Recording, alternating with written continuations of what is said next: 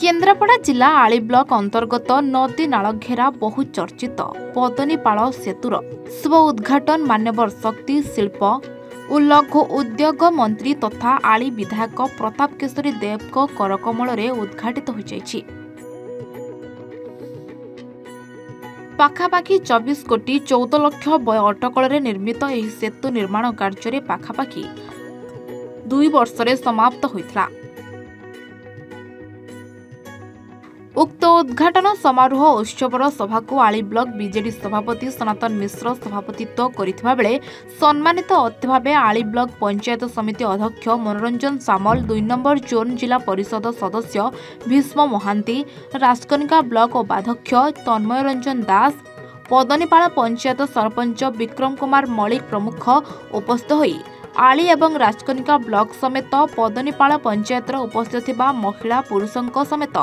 समस्त छामुआ कर्मी मानकु एही सेतु निर्माण हेबा द्वारा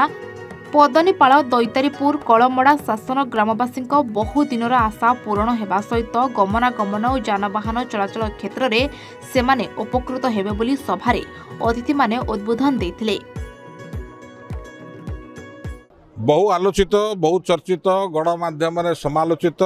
जनसाधारण द्वारा अपेक्षित विरोधी दल द्वारा प्रेरित आज पदनीपाल ठारे सेतु निर्माण होई आज तार शुभ उद्घाटन कार्यक्रम थिला